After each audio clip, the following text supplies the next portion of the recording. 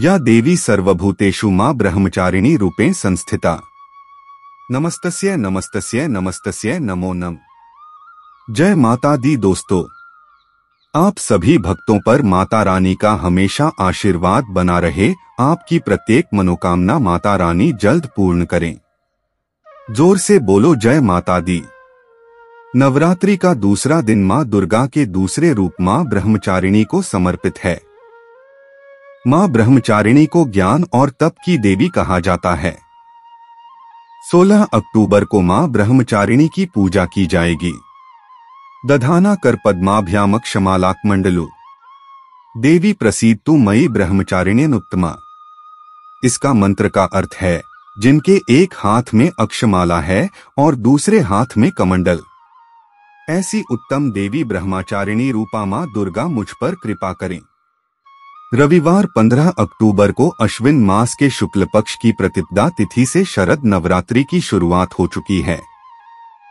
नवरात्रि के पहले दिन घट स्थापना या कलश स्थापना के साथ ही मां दुर्गा के पहले रूप देवी शैलपुत्री की पूजा आराधना की गई।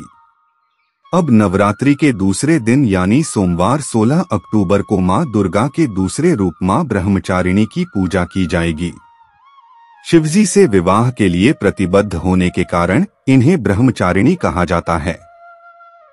ब्रह्मा का अर्थ तपस्या से होता है।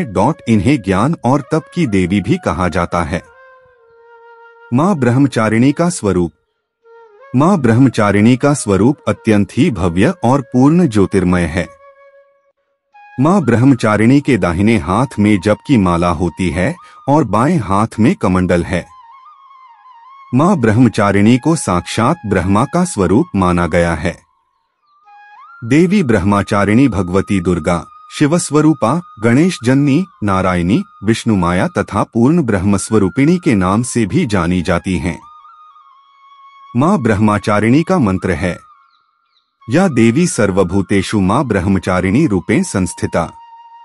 नमस्तस्य नमस्तस्य नमस्तस्य नमो नम। मां ब्रह्मचारिणी कथा। शास्त्रों के अनुसार मां दुर्गा का देवी पार्वती के रूप में पर्वतराज के यहाँ जन्म हुआ। महर्षि नारद जी के कहने पर इन्होंने शिवजी को पति के रूप में पाने के लिए जंगल में कठिन तपस्या की और सालों तक निराहार भी किया।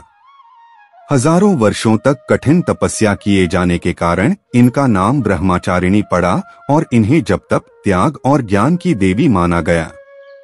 कठिन तपस्या के बाद मां ब्रह्मचारिणी ने पुनः 3000 वर्षों तक तपस्या की। जमीन पर टूटकर गिरे बेल पत्तों को खाकर वह महादेव की आराधना करती रहीं। इसके बाद कई वर्षों तक निर्जल और निराहार रहकर तपस्या की। निर्जल और निराहार तपस्या के कारण इनका एक नाम अर्पणा भी पड़ा। कठिन तपस्या के कारण मां ब्रह्मचारिणी का शरीर क्षीण पड़ने लगा। इनकी कठिन तपस्या से तीनों लोकों में हाहाकार मच गया। देवता, ऋषिमुनि सभी इनकी तपस्या को अभूतपूर्व कहने लगे। तब ब्रह्मा जी ने आकाशवाणी के द्वारा कहा, हे देवी, आज तक किसी ने तुम्हारी तरह ऐसी कठोर तपस्या नहीं की। तुम्हारी मनोकामना सर्वतोभावेन पूर्ण होगी और भगवान शिव तुम्हें पति रूप में प्राप्त होंगे। शीघ्र ही तुम्हारे पिता तुम्हें बुलाने आ रहे हैं। अब तुम तपस्या से विरत होकर घर लौट जाओ। नवरात्रि के दूसरे दिन मां ब्रह्मचारिणी के इसी रूप की पूजा की जाती है। इनकी पूजा करने से कठिन संघर्षों में मन विचलित नहीं होता और वैराग्य, संयम, सदाचार और सर्व सिद्धि की प्राप्ति होती है।